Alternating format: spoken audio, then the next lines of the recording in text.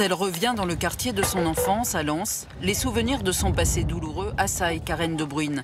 Et elle ne comprend pas pourquoi elle doit payer pour l'EHPAD de sa mère maltraitante, aujourd'hui sans ressources. C'est inhumain de me demander une chose pareille parce que j'estime que désormais je devrais être tranquille vis-à-vis de ma mère. Mais une loi de 1805 l'y contraint. C'est ce qu'on appelle l'obligation alimentaire. Le conseil départemental du Pas-de-Calais réclame donc cette participation financière. Il enjoint Karen De Bruyne et ses deux sœurs de payer solidairement 420 € par mois. Elle refuse, par principe. Je mangeais à la cantine, donc j'avais au moins un repas par jour, heureusement. Mais je vais certainement pas payer sa soupe alors qu'elle savait pas me donner une tartine. Vous savez qu'une fois, je me suis levée dans la nuit pour voler du pain. J'ai attendu de l'entendre ronfler pour aller voler du pain. Mais elle a été plus maligne que moi, elle avait compté les tartines. Je me suis pris une belle branlée le lendemain matin. Donc c'était souvent des coups, mais sans marque. J'avais pas vraiment de bleu sur moi. J'étais pas une enfant battue, j'étais une enfant violentée. Mais quand même, vous aviez été placée.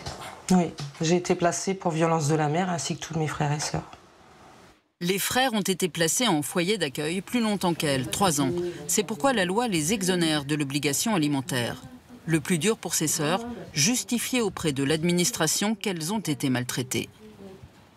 En fait, c'est compliqué parce que là, on nous force la main à... C'est compliqué parce qu'on nous force la main à parler, à expliquer, mais pour nous, ils ne se rendent pas compte que c'est des grosses décharges émotionnelles, en fait. C'est des traumatismes profonds. Moi, je passe ma vie à faire des cauchemars. Encore maintenant, je suis soignée pour mes cauchemars. Et ma mère, elle me hantera toute ma vie. Aujourd'hui, elle risque d'être convoquée par le juge aux affaires familiales qui pourrait les condamner à payer plus encore, mais elles sont décidées à se battre. Certains départements sont plus compréhensifs que d'autres. Dans les Alpes-Maritimes, Béatrice Gay a été exonérée pendant 5 ans de cette obligation alimentaire envers son père, décédé entre-temps. Pour convaincre, elle a dû fouiller son passé et demander à ses voisins de l'époque de témoigner par écrit de son enfance abîmée. Donc je sous-signais, atteste avoir recueilli chez moi mademoiselle Béatrice Bounafoux alors qu'elle avait environ 10 ans. Nous étions voisins. Elle était en état de choc, pleurait.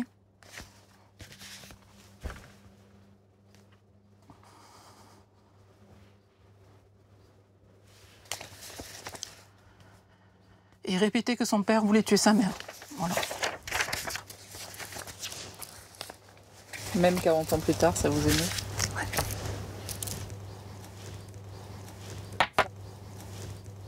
Quand vous le contestez, vous êtes considérée quand même comme la mauvaise fille, forcément. Parce qu'on m'a dit, mais quand même, il s'est occupé de toi. Ouais. Les insultes et les coups, je ne suis pas sûre que ce soit une vraie éducation. Pour éviter ces situations traumatisantes, un sénateur propose une loi pour inverser les choses.